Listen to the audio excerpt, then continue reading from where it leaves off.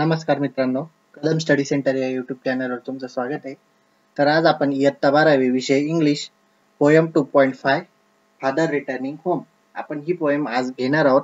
आपण याच्या आधी 4 पोयम घेतल्या, आज ही 5th नंबरची पोयम आपण आज शिकणार आहोत. चला तर मग बघूया या पोयम मध्ये आपल्याला पोएटने काय सांगितले. ओके, चला तर मग आपण आता पोयमला सुरू करू. ही पोयमचे पोएट आहे दिलीप चित्रे. ही पोएम दिलीप चित्रे यांनी लिहिलेली आहे. इथे त्यांचं इंट्रोडक्शन आहे, तुम्ही रीड करू शकता. आपण नेक्स्ट पोएमला स्टार्ट करू. आता पोएमचं टायटल आहे फादर रिटर्निंग होम, म्हणजे वडील घरी येताना. थोडक्यात त्याचा असा अर्थ होता. तर आपण बघू आता पोएम मध्ये काय दिलेलं आहे नेमकं. म्हणजे थीम अशा प्रकारची, वडील अशा कामावरून घरी येताना, अशा प्रकारची पोएमची थीम आहे. बघू आपण आता दिलीप चित्रे काय म्हणतात. म्हणजे थोडक्यात पोएट आपल्याला म्हणतात, my father travels on the late evening train, म्हणजे माझे वडील संध्याकाळी लेट येतात संध्याकाळच्या ट्रेनने. Standing among the silent commuters in the yellow light, म्हणजे स्टँडिंग म्हणजे उभे असतात ट्रेनमध्ये. कशात? सायलेंट कम्युटर्स म्हणजे एकदम थकलेले लोक, कोणीच कोणाशी बोलत नाही, प्रत्येकाला घरी जायचं राहतं कामावरून आलेले, एकदम थकलेले लोक, कोणीच न बोलणारे, त्यांच्यात उभे असतात. In the yellow light. Yellow light म्हणजे हे कम्पेअर केलंय आता संध्याकाळचं लाईट कसं असं येल्लोइश असतं थोडस, त्या उजेडात एकदम शांत लोकांमध्ये उभे असतात ट्रेन मध्ये. Suburbs slide past his unseeing eyes. Suburbs म्हणजे ट्रेन मधून जाताना कसं आपल्याला झाडे झुडपे घर वगैरे दिसतात, तसं ते त्यांच्या बाजूनी पास होतंय, आजूबाजूनी ते सगळं जातंय, पण ते अनसीइंग आईज म्हणजे बघत नाही, तरी पण ते त्यांच्याच विचारात मग्न आहे. His shirts and pants are soggy and his black raincoat. त्यांचं शर्ट आणि पॅन्ट कसे सॉगी म्हणजे असं घामानी ओलं झालेलं आहे किंवा पावसाने ओलं झालेलं आहे. अँड हिज ब्लॅक रेनकोट स्टेन विथ मड. त्यांचा जो ब्लॅक रेनकोट आहे तो असा चिखलाचा भरलेला आहे. And his bag stuff with books. त्यांची जी बॅग आहे ती पुस्तकांनी भरलेली आहे. इज फॉलिंग अपार्ट, म्हणजे ते पुस्तकं बाहेर पडायला बघताय, म्हणजे खाली पडायला बघताय. म्हणजे थोडक्यात काय, बॅगेची चेन तुटलेली आहे, मग पुस्तक कसे खाली पडायला बघताय. His eyes dim by age. आता कसं जसं जसं वय वाढतं तसं तसं डोळ्यांना कमी दिसतं, मग तिथे लिहिलेलं असं आहे की his eyes dim by age, त्यांच्या डोळ्यांना वयानुसार कमी दिसतं. Fade homeward through the humid monsoon night. एवढ्या पावसाळ्याच्या रात्री सुद्धा ते म्हणजे घराकडे यायला निघाले. Now I can see him getting off the train. नंतर मग पोएट काय म्हणतात, मी त्यांना बघितलं ट्रेन मधून उतरताना. Like a word drop from a long sentence. एखाद्या लॉंग सेंटेन्स मधून एखादा वर्ड काढून टाकला तर तिथे काही फरक पडत नाही, तसं ते उतरले. म्हणजे ट्रेन मध्ये खूप गर्दी आहे, तिथून ते उतरले. He hurries across the length of the grey platform. आता इथे ग्रे प्लॅटफॉर्म म्हणजे काय, असं सिमेंटचा प्लॅटफॉर्म, एकदम डल प्लॅटफॉर्म आहे, तिथे ते उतरले. Crosses the railway line enter the lane. त्यांनी रेल्वे लाईन क्रॉस केली आणि एंटर द लेन. लेन म्हणजे एखादी कॉलनी किंवा एखाद्या गल्लीत घुसले. ही चप्पल आर स्टिकी विथ मड. त्यांची चप्पल चिखलाची भरलेली ती. But he hurries onward. तरी सुद्धा ते पुढे चालत होते. Home again. Hurries onward home again. I see him drinking with tea. मी त्यांना बघितलं, म्हणजे पोएट म्हणता, मी त्यांना बघितलं. कोणाला?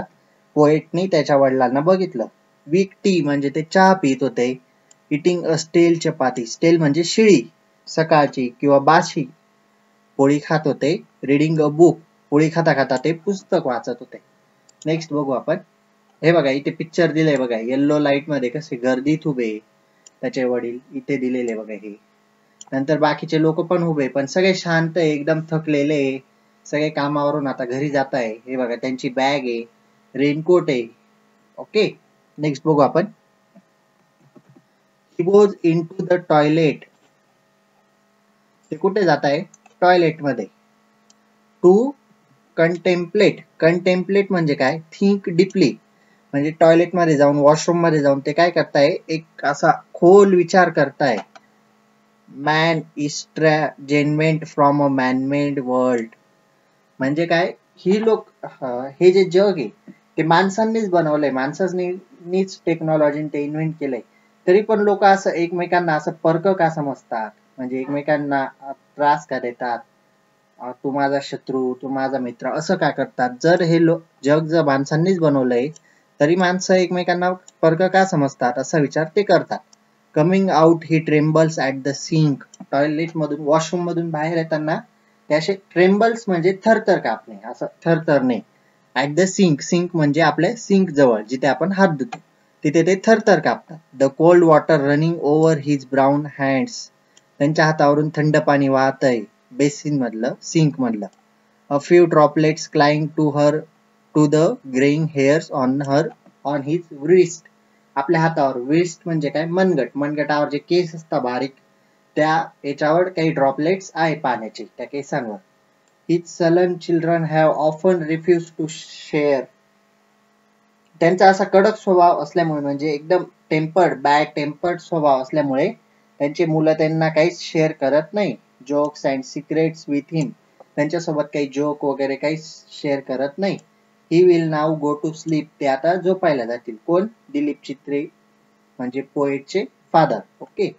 Listening to the static on the radio.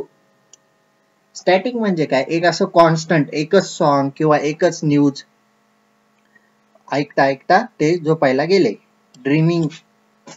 Dreaming on his ancestors and grand children. स्वप्नात ते काय बघताय, अँसेस्टर म्हणजे आपले पूर्वज आणि ग्रँड चिल्ड्रन म्हणजे फ्युचर मध्ये पुढे जे नातू पंतू होतील त्यांच्या बद्दल विचार करताय. आणि अँसेस्टर म्हणजे एक तर ते पूर्वजांबद्दल विचार करताय आणि एक पुढच्या मुलांबद्दल विचार करताय, त्यांच्या नातूंबद्दल जे होणार आहे. म्हणजे ते प्रेझेंटचा विचार नाही करत आहे, फक्त पास्ट आणि फ्युचरचा विचार करताय. Thinking of nomads entering a subcontinent through a narrow pass. ते कोणाचा विचार करताय, कोणाबद्दल थिंकिंग करताय. नोमड्स म्हणजे असे लोक ज्यांचा काही ठाव ठिकाणा नसतो. ते आज इकडे राहतील, उद्या दुसऱ्या गावाला राहतील, त्यांचं काही असं फिक्स घर नसतं, काही नसतं.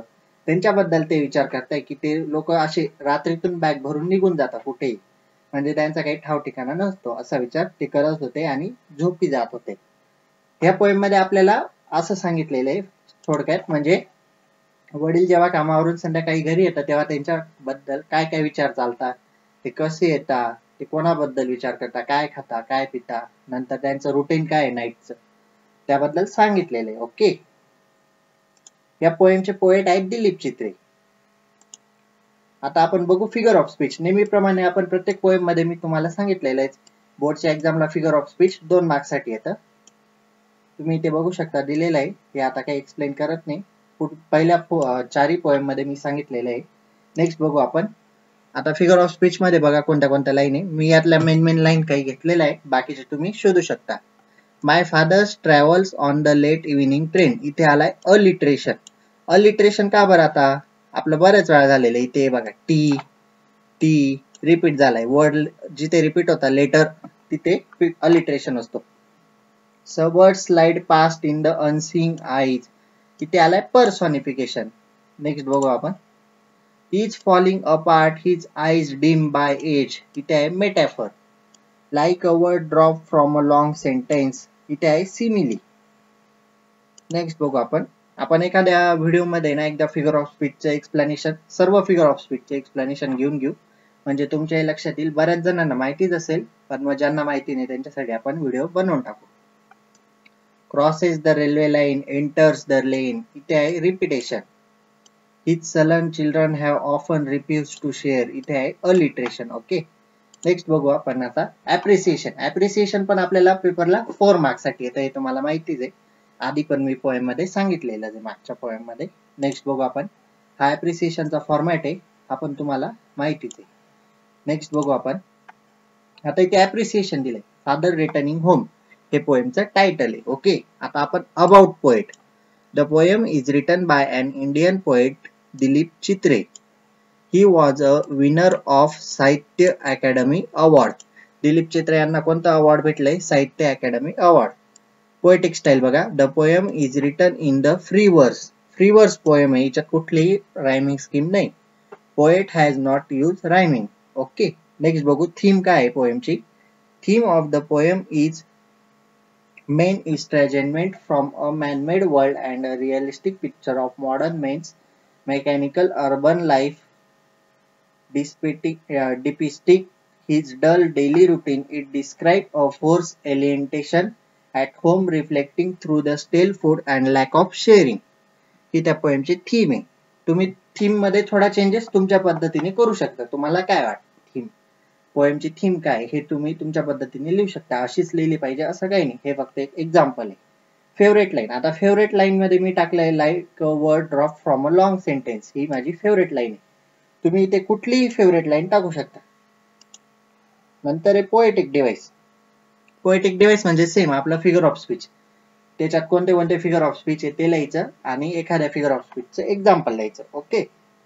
नंतरचा पॉइंट आहे स्पेशल फीचर. आता स्पेशल फीचर काय आहे? It is an autobiographical poem. आता याच्यात ऑटोबायोग्राफी सांगितली म्हणजे फादर बद्दल ऑटोबायोग्राफी सांगितली. आता दिलीप चित्रे यांनी त्यांच्या फादर बद्दल सांगितली. मग हे पोएमचं स्पेशल फीचर आहे. मॉरल काय भेटतो? व्हॅल्यूज म्हणजे मॉरल आपल्याला काय भेटतो या पोएम मधून?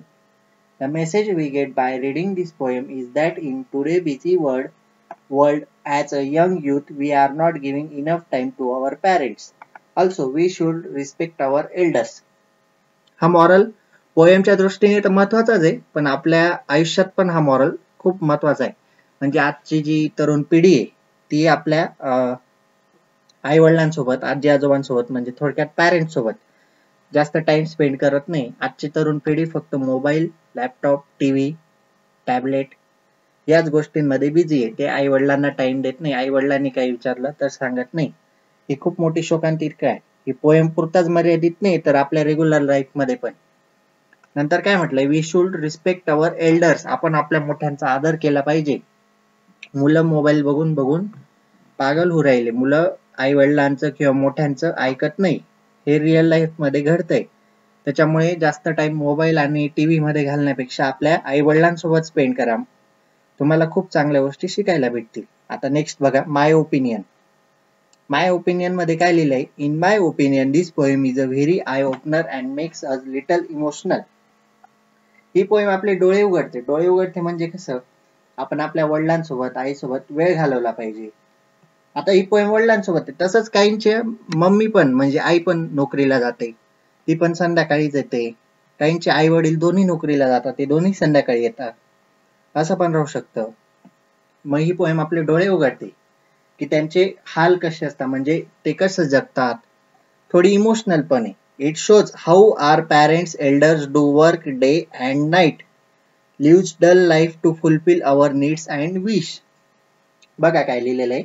ही पोएम काय दाखवते की आपले आई वडील किंवा आपले मोठे भाऊ बहीण असतील ते कसे काम करतात दिवस रात्र. ते कशासाठी काम करतात? ते त्यांचं आयुष्य वाया घालतात. म्हणजे असं काम करून करूनच त्यांचं आयुष्य घालतात. का बरं? तर आपल्या गरजा पुरवण्यासाठी किंवा आपल्या विश असतील म्हणजे आपल्या इच्छा असतील त्या पूर्ण करण्यासाठी ते त्यांचं आयुष्य कसं वाया घालतात. वाया नाही घालत, पण मग शेवटी काम करून दिवसभर परत रात्री येणं, परत दुसऱ्या दिवशी तेच तेच तेच करून पण बोर होऊन जातात. असं या पोएम मध्ये सांगितलेलं आहे. ओके. इथे ही पोएम आपली झालेली आहे. व्हिडिओ आवडला असेल तर व्हिडिओला लाईक, शेअर, सबस्क्राईब नक्की करा. आता आपल्या 3च पोएम उरलेल्या आहे. 5 झालेल्या आहे. त्या पण आपण लवकर घेऊन टाकू. ओके. चला तर मग बाय.